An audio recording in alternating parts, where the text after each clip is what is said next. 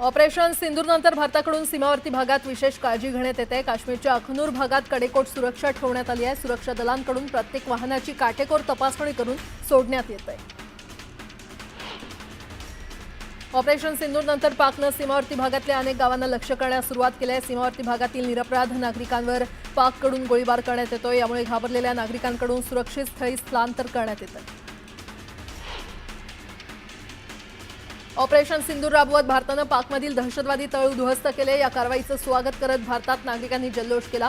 पुरीच्या समुद्रकिनारी वाळू शिल्पाच्या माध्यमातून सैनिकांना सलाम करण्यात आला। न्याय मिळाला असं शिल्प इथे उभारण्यात आलं।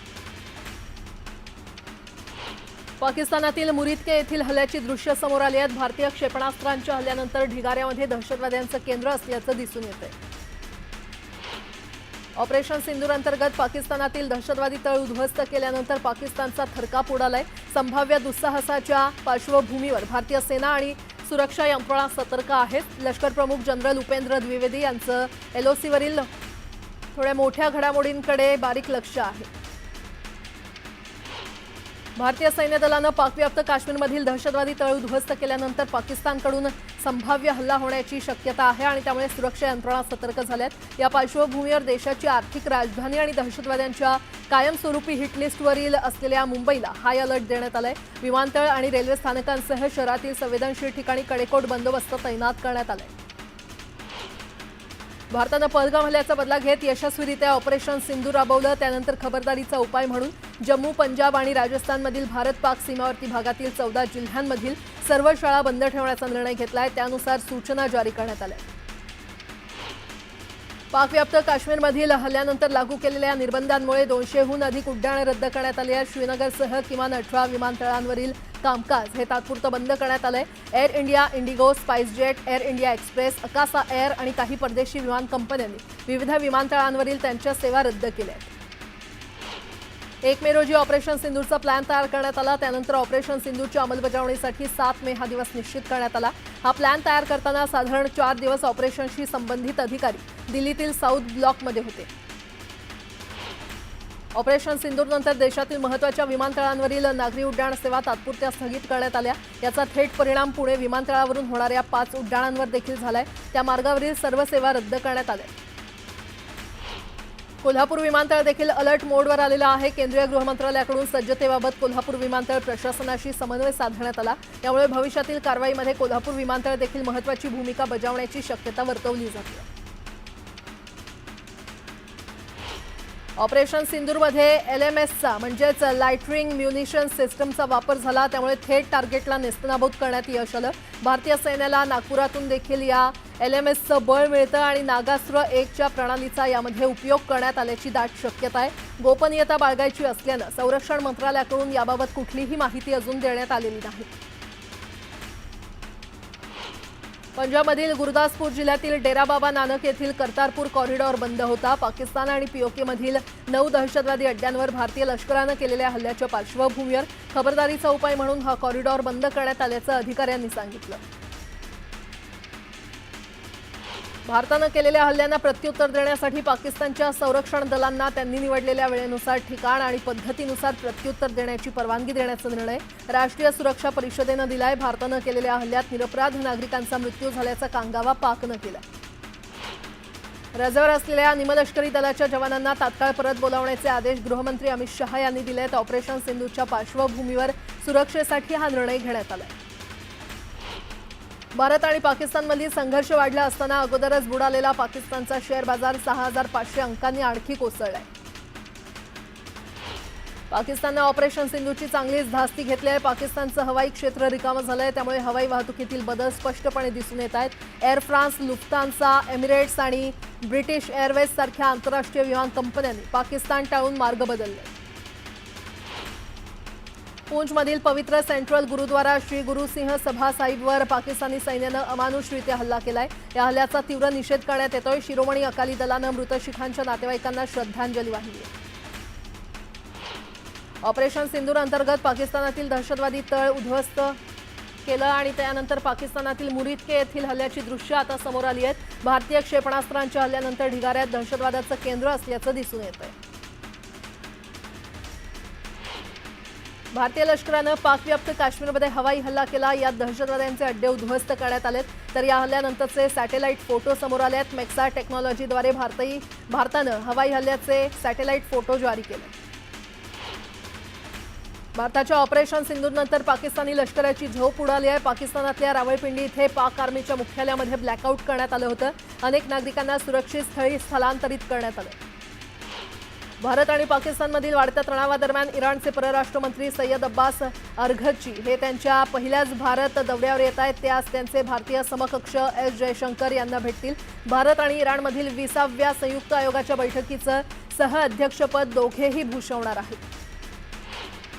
प्रमुख मुस्लिम संघटना जमियत उलेमा हिंद आणि जमाते इस्लामी हिंद यांनी सशस्त्र दलांसोबत एकता व्यक्त केली आहे। दहशतवादाविरुद्धच्या त्यांच्या कारवाईला संपूर्ण देशाचा पाठिंबा असल्याचं त्यांनी सांगितलं। भारत आणि पाकिस्तान तणावाच्या पार्श्वभूमीवर नागपुरातील माजी वायुसैनिकानं वायुसेनेमध्ये परतण्याची परवानगी मागितलेली आहे। हवाई दलाचे माजी जवान संदेश सिंगलकर यांनी ही परवानगी मागितली आहे। संदेश सिंगलकर यांनी हवाई दलात 16 वर्ष सेवा दिली आहे। तसंच कारगिल युद्धात देखील त्यांचा सहभाग होता। ज्या संरक्षण कर्मचाऱ्यांनी 31 मे 2025 पर्यंत एअर इंडिया आणि एअर इंडिया एक्सप्रेसच्या विमानांचं तिकीट बुक केलंय त्यांना कर्तव्य बजावण्यासाठी अचानक तिकीट रद्द करावं लागलं तर आम्ही त्याचे पूर्ण पैसे देऊ असं एअर इंडियानं स्पष्ट केलं। राजस्थानच्या जैसलमेरमध्ये मॉक ड्रिलचा सराव करण्यात आला। सीमारेषेपासून जवळ असलेल्या जैसलमेरमध्ये ब्लॅकआउट करून हा सराव करण्यात आला। पाकिस्तानकडून प्रत्युत्तराच्या शक्यतेनं भारताकडून काळजी घेण्यात येते।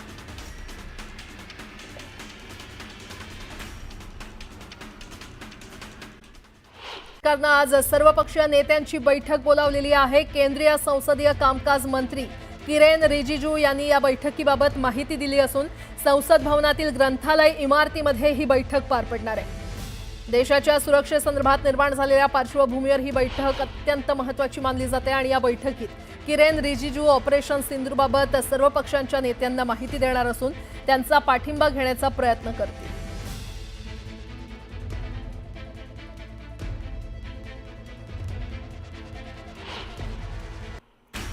भारतानं केलेल्या कारवाईमध्ये 70 दहशतवाद्यांचा खात्मा करण्यात आलाय। ऑपरेशन सिंदूरचं हे मोठं यश असून भारतीय सैन्यानं 70 दहशतवाद्यांना यमसदनी धाडलं। पुणे जिल्ह्यातील ओतूरमधून 2 बांगलादेशींना ताब्यात घेण्यात आलं। दहशतवाद विरोधी पथक आणि ओतूर पोलिसांची संयुक्त कारवाई करत 25 ते 30 वयोगटातील 2 बांगलादेशी युवकांना पकडण्यात आलं। जम्मूच्या आरएसपुरा सीमावर्ती भागातील नागरिकांना सुरक्षित ठिकाणी स्थलांतरित करण्यात येत आहे। पाककडून होणाऱ्या हल्ल्याच्या पार्श्वभूमीवर सुरक्षेच्या दृष्टीनं नागरिकांना सुरक्षित ठिकाणी नेण्यात येत आहे।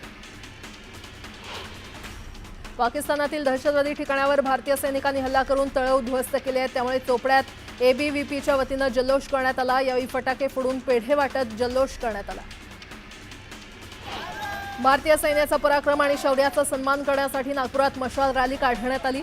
भारत माता चौक ते राजवाडा पॅलेसपर्यंत ही मशाल रॅली काढण्यात आली होती आणि या मशाल रॅलीमध्ये नागपूरकरांनी मोठ्या संख्येनं सहभाग नोंदवला। कल्याण पूर्वेत आमदार सुलभा गायकवाड यांनी महिलांना हळदी कुंकू लावून ऑपरेशन सिंदूरनंतर आनंदोत्सव साजरा केला। यावेळी पंतप्रधान मोदींसह भारतीय सैन्याचे महिला पदाधिकाऱ्यांनी आभार मानले। भारतानं ऑपरेशन सिंदूर राबवत पाकिस्तानवर एअर स्ट्राईक केल्यानं महाडमध्ये मंत्री भरत गोगावले यांनी आनंदोत्सव साजरा केला। छत्रपती शिवाजी महाराज चौकात शिवरायांच्या पुष्पहार अर्पण करून फटाके फोडत आनंद व्यक्त करण्यात आला। भारतानं पाकवर केलेल्या एअर स्ट्राईकनंतर महाडमध्ये छत्रपती शिवाजी महाराज चौकात मंत्री भरत गोगावले यांनी आनंदोत्सव साजरा केला। यावेळी महायुतीच्या कार्यकर्त्यांनी पाक विरोधात जोरदार घोषणाबाजी केली। महापालिका निवडणुकीच्या तोंडावर आता मुंबई भाजपनं मोठा निर्णय घेतलाय। मुंबई भाजपनं आता मंडल कार्यक्षेत्रामध्ये बदल करण्याचा निर्णय घेतलाय। मुंबईमध्ये आता 36 ऐवजी 108 मंडल अध्यक्षांची नियुक्ती करण्यात आलेली आहे। जिल्हाध्यक्षपदी 45 ते 60 या वयोगटातील ज्येष्ठ व्यक्तींची नियुक्ती करण्यात आली आहे। मुंबई पालिकेसह राज्यातील स्थानिक स्वराज्य संस्थांच्या निवडणुकीचा मार्ग मोकळा होताच उद्धव ठाकरे शिवसेनेचं मूळ चिन्ह मिळवण्यासाठी सक्रिय झालेत। सेनेचं नाव आणि निवडणूक चिन्हाच्या याचिकेवर लवकरात लवकर सुनावणी करण्यात यावी अशी मागणी करण्यात आली आहे। कराड उत्तर आणि दक्षिण विधानसभा मतदारसंघातील खरीप हंगामपूर्व आढावा बैठक पार पडली। या बैठकीला कराड उत्तरचे आमदार मनोज घोरपडे आणि कराड दक्षिणचे आमदार अतुल भोसले यांच्यासह शेतकरी कृषी अधिकारी उपस्थित होते।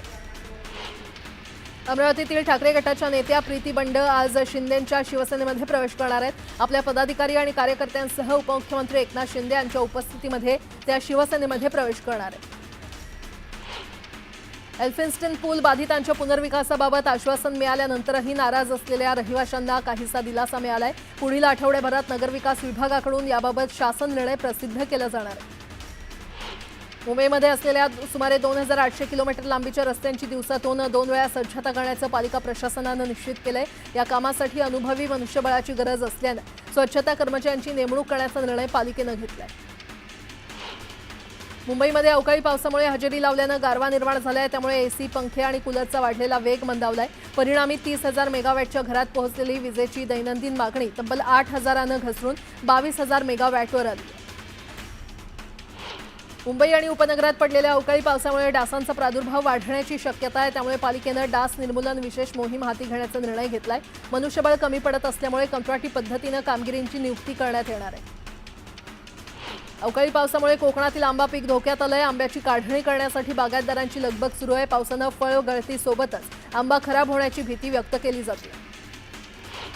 जळगावातल्या जामनेर तालुक्यासह परिसरात वादळी वाऱ्यासह जोरदार अवकाळी पाऊस झाला। गारपिटीसह झालेल्या पावसामुळे केळी बागांचं मोठं नुकसान झालंय। त्यामुळे शेतकऱ्यांनी नुकसान भरपाईची मागणी केली आहे। रायगड जिल्ह्याच्या काही भागात अवकाळी पावसानं हजेरी लावली। या पावसामुळे अखेरच्या टप्प्यातील आंबा पिकांचं नुकसान होण्याची शक्यता आहे। दरम्यान पुढील 24 तासात जिल्ह्यात मेघगर्जनेसह अवकाळी पाऊस बरसण्याचा अंदाज हवामान खात्यानं वर्तवला आहे। मुंबईसह उपनगरात बुधवारी दुपारपासूनच विजेच्या कडकडाटासह वादळी वाऱ्यानं मुंबईकरांना झोडपून काढलंय। 100पेक्षा जास्त ठिकाणी झाडं आणि झाडांच्या फांद्या पडल्यात, तर अनेक ठिकाणी घरांचे पत्रे उडाले। छत्रपती संभाजीनगर शहर आणि परिसरात सलग तिसऱ्या दिवशी देखील अवकाळी पावसानं हजेरी लावली आहे। काही ठिकाणी गारपीट देखील झाली। दरम्यान आजही पावसाची शक्यता असल्याचा अंदाज हवामान खात्यानं वर्तवला आहे। गेल्या काही दिवसांपासून मुंबईसह राज्यात ठिकठिकाणी कोसळणाऱ्या वळीव पावसाचा वेग आज गुरुवारी देखील कायम राहणार आहे। त्यानुसार गुरुवारी महामुंबईमध्ये जोरदार वाऱ्यासोबत मुसळधार पावसाची शक्यता आहे, तर राज्यात मध्य महाराष्ट्र आणि मराठवाड्याच्या काही भागात मेघगर्जनेसह गारपीट होण्याचा अंदाज आहे।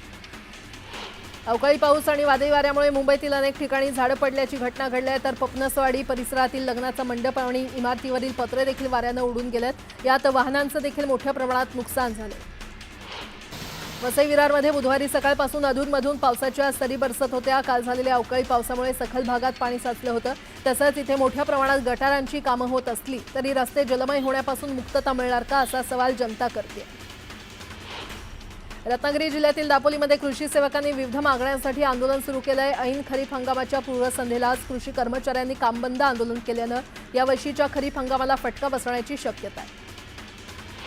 वाशिमच्या लाखाळा भागात श्री संत गजानन महाराज संगीतमय भावकथेच्या सांगतेला श्री संत गजानन महाराज सार्वजनिक 11,111 बावन्नी पठण सोहळा घेण्यात आला। यावेळी श्री गजानन भक्तांनी सामूहिकरित्या बावन्नी पठण केलं। या बावन्नी पठण सोहळ्यासाठी कारंजा विधानसभा मतदारसंघाच्या भाजप आमदार सईताई डहाके उपस्थित होत्या। रत्नागिरीमध्ये एका एसटी बसचा अपघात झाला। चालकाचा बसवरील ताबा सुटल्यानं अपघात झाल्यानं 8 प्रवासी जखमी झाले। जळगावातल्या पाचोरा इथे शेतपाणंद रस्त्यांबाबत आमदार किशोर पाटील यांच्या उपस्थितीमध्ये आढावा बैठक झाली। यावेळी ग्रामसेवकांकडून शेतपाणंद रस्त्यांबाबत दुर्लक्ष केलं जात असल्याच्या तक्रारी शेतकऱ्यांनी किशोर पाटलांकडे मांडल्या। यावरून किशोर पाटील यांनी ग्रामसेवकांची चांगलीच कान उघडणी करून शेतपाणंद रस्त्यांची कामं तातडीनं मार्गी लावण्याच्या सूचना केल्या। मुंबई विद्यापीठानं तृतीय वर्षाच्या 6व्या सत्राच्या परीक्षेचा निकाल 13 दिवसात जाहीर करत विद्यार्थ्यांना दिलासा दिलाय। मात्र एबीसीआयडी नसल्यानं विद्यापीठानं 16,521 विद्यार्थ्यांचा निकाल राखीव ठेवला।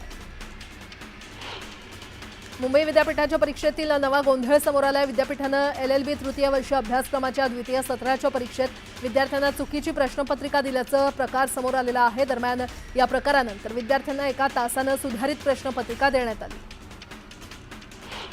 11वी ऑनलाईन प्रवेश प्रक्रियेसाठी उच्च माध्यमिक शाळा आणि कनिष्ठ महाविद्यालयांनी शिक्षण विभागानं दिलेल्या लिंकवर नोंदणी करावी अशी सूचना करण्यात आल्या। नोंदणी केल्याशिवाय विद्यार्थ्यांना जागा अलॉट होणार नाही असं शिक्षण विभागानं म्हटलंय। एप्रिल 2024 ते मार्च 2025 या कालावधीमध्ये 12 स्वतंत्र प्रकरणांमध्ये एकूण 18 किलो कोकेन जप्त करण्यात आले। केंद्रीय महसूल गुप्तचर यंत्रणेच्या मुंबईतील अधिकाऱ्यांनी ही कारवाई केली आहे। ठाणे जिल्ह्याला पाणीपुरवठा करणाऱ्या बारवी धरणात मुबलक पाणीसाठा असला तरी वाढत्या उन्हामुळे बाष्पीभवनाची टक्केवारी वाढली आहे। बाष्पीभवनाचा आकडा 10%च्या घरात गेलाय, तरीही 15 जुलैपर्यंत पुरेल इतका साठा धरणामध्ये शिल्लक राहणार आहे।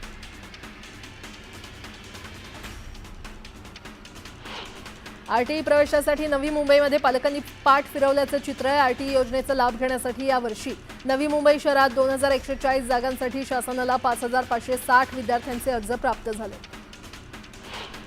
हल्ल्याच्या पार्श्वभूमीवर आता उरण कारंजा येथील शस्त्रागारात पूर्वतयारी आणि खबरदारीची उपाययोजना म्हणून मोठ्या प्रमाणात शस्त्रसाठा सज्ज ठेवण्यात आलाय। शस्त्र आगारातून मुंबई बंदरातील नौदलाच्या लढाऊ बोटींच्या ताफ्याला शस्त्र पुरवठा केला जातो। पुण्यातील शहराच्या दक्षिण भागात पालिकेच्या पाणीपुरवठा विभागानं 1 दिवस पाणी कपातीचा निर्णय घेतलाय। नागरिकांच्या विरोधानंतर 4 दिवसांनी तो मागे घेण्यात आला। मात्र कात्रज कोंढवा रोड परिसरात 1 दिवस कपात पूर्वीप्रमाणे सुरूच राहणार आहे। त्यामुळे या दुजाभावाच्या वागणुकीनं नागरिक संतप्त झाले। लातूर जिल्ह्याच्या उदगीर तालुक्यात जनावरांच्या गोठ्याला शॉर्ट सर्किटमुळे आग लागली। आगीमध्ये गोठ्यामध्ये असलेल्या एका जनावराचा होरपळून मृत्यू झालाय। अग्निशमन दलाच्या कर्मचाऱ्यांनी आग आटोक्यात आणली असून शेतकऱ्याला आर्थिक मदत मिळावी यासाठी प्रशासकीय स्तरावर प्रयत्न केले जात आहेत। समाज माध्यमांवर भाईगिरीची रील करणाऱ्यांना नांदेड पोलिसांकडून चांगलीच अद्दल घडवण्यात आली आहे। रील स्टार मोहम्मद मुजमिल यानं भाईगिरीची रील बनवून समाज माध्यमांवर टाकली होती। त्याला नांदेड ग्रामीण पोलिसांनी तात्काळ ताब्यात घेतलं असून त्यानं पोलिसांची माफी मागितली आहे। राज्यातील सरकारी शाळांमधील 42,97,000 विद्यार्थ्यांना मोफत गणवेश देण्यात येणार आहे। त्यासाठी 257,86,74,000 रुपयांची तरतूद समग्र शिक्षा अभियानांतर्गत करण्यात आली आहे। MMRDA वगळता राज्यातील पुणे, नाशिक, नागपूर, छत्रपती संभाजीनगर या 4 महानगर प्रदेश विकास प्राधिकरणांच्या पारड्यात नगरविकास विभागानं शासकीय जमीन दान केली आहे। मात्र MMRDAच्या नावावर कणभर देखील शासकीय जमीन दान न केल्यानं आश्चर्य व्यक्त होत आहे। शहरातील सांडपाणी नदीमध्ये येण्यापासून रोखून ते प्रक्रिया करूनच नदीमध्ये आलं पाहिजे यासाठी पालिकेतर्फे केंद्र सरकारच्या मदतीनं मुळामुठा पुनर्जीवन करण्याचं काम हाती घेतलंय। त्यासाठी केंद्र सरकारनं राज्य सरकारच्या 171 कोटींचा निधी जमा केला। मध्य रेल्वेनं कोकण रेल्वेवर मान्सून काळातील गाड्यांचं वेळापत्रक जाहीर केलंय। हे वेळापत्रक 15 जून ते 20 ऑक्टोबरपर्यंत लागू असेल। यामध्ये रत्नागिरी दिवा ही ट्रेन रत्नागिरी इथून 5:35 ऐवजी 5:40 सुटणार आहे। वर्षातील 260 दिवस तसंच 5, 10, 15 किंवा 20 वर्ष विना अपघात सेवा बजावणाऱ्या बस चालकांचा 15 ऑगस्ट, 26 जानेवारी आणि 1 मे या राष्ट्रीय सणाच्या दिवशी रोख रक्कम देऊन सत्कार करण्यात येईल अशी घोषणा परिवहन मंत्री प्रताप सरनाईक यांनी दिली आहे। मुंबईतील प्रवास आता अधिक सुलभ आणि स्मार्ट होणार आहे। बेस्ट आणि गुगल यांच्यातील सहकार्यामुळे आता बेस्ट बसची रिअल टाइम माहिती गुगल मॅपवर पाहता येणार आहे। प्रवाशांच्या वेळेची बचत करून त्यांच्या सुलभ प्रवाशांच्या दृष्टीनं ही एक उपयुक्त सुविधा असल्याचं मुख्यमंत्री फडणवीसांनी सांगितलं। विरार डहाणू रोड रेल्वे चौपदरीकरण आणि कारशेड बांधण्यासाठी प्रकल्पामधील आसन गावातील कुटुंब बाधित होणार आहेत आणि सुमारे 30 हेक्टर जागा संपादन करायची असून त्यातील बाधितांना सानुग्रह अनुदान द्यावं असे आदेश महसूल मंत्री बावनकुळे यांनी दिले। पालघर जिल्ह्यामध्ये वादळी वाऱ्यासह झालेल्या मुसळधार पावसामुळे जिल्ह्यातील 767 घरांची पडझड झाली आहे तर जवळपास 50 बोटींचंही नुकसान झालं आहे। घाटकोपरमध्ये बेकायदा महाकाय होर्डिंग कोसळून दुर्घटना घडली होती। या दुर्घटनेची उच्चस्तरीय चौकशी करणाऱ्या माजी मुख्य न्यायाधीश दिलीप भोसले यांच्या अध्यक्षतेखालील समितीनं अहवाल सादर केला। मुख्यमंत्री देवेंद्र फडणवीस यांना समितीकडून सीलबंद अहवाल सादर करण्यात आला। संतोष देशमुख हत्या प्रकरणाची सुनावणी 19 मे रोजी होणार आहे। न्यायाधीश रजेवर असल्यानं ही सुनावणी पुढे ढकलण्यात आली होती। विदर्भ क्रिकेट असोसिएशनला 4,56,00,000 रुपयांच्या वसुलीची नोटीस बजावण्यात आली आहे। विदर्भ क्रिकेट असोसिएशनच्या मैदानावर झालेल्या विविध क्रिकेट मॅचच्या पोलीस बंदोबस्ताच्या शुल्क वसुलीसाठीची ही नोटीस आहे। शहर तहसीलदारांनी ही नोटीस बजावली आहे। स्थानिक स्वराज्य संस्थांच्या निवडणुकांचा मार्ग सुप्रीम कोर्टाच्या निर्णयामुळे मोकळा झालेला आहे। मात्र प्रभाग संरचनेबाबत संभ्रम कायम आहे। प्रभाग रचनेच्या बाबत सुप्रीम कोर्टाच्या निर्णयात स्पष्टता नसल्यानं संभ्रम वाढलाय। 2017 नंतर निवडणुका होत असल्यानं वाढीव लोकसंख्येचं काय होणार असा सवाल उपस्थित करण्यात येतो। नागपूर शहरात वृक्षतोड आणि वृक्षारोपण शहराच्या बाहेर होत असल्यानं मुंबई उच्च न्यायालयाच्या नागपूर खंडपीठानं पालिकेला खडसावलं होतं। यावर आता शहरातच वृक्षारोपण करणार असल्याची पालिकेनं हायकोर्टात हमी दिली आहे। राज्यातील सर्व IIT-मध्ये आपत्ती व्यवस्थापनाचे धडे देण्यात येणार आहेत। भारत पाक संघर्षाच्या पार्श्वभूमीवर मंत्री मंगल प्रभात लोढांनी हा मोठा निर्णय घेतलाय। कोपरीच्या राजमाता जिजाऊ शासकीय ITI मधून या उपक्रमाची सुरुवात होणार आहे।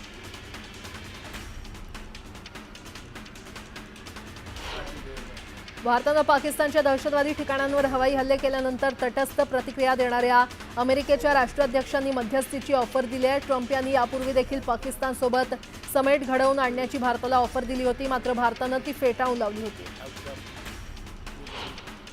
रोहित शर्मानं कसोटी क्रिकेटमधून निवृत्ती घेण्याचा निर्णय घेतला। ऑस्ट्रेलियाविरुद्ध रोहितनं 26 डिसेंबरला अखेरचा सामना खेळला होता। रोहित शर्माची 67 कसोटी सामन्याची कारकीर्द असून यामध्ये त्यानं 12 शतकं तर 18 अर्धशतकं झळकावली आहेत। आयपीएलमध्ये चेन्नई सुपर किंग्सनं कोलकाता नाईट रायडर्सचा 2 विकेट्सनं पराभव केला। ईडन गार्डन्सवर झालेल्या या सामन्यात चेन्नईनं कोलकाताला पराभूत करत अखेर 3ऱ्या विजयाची नोंद केली।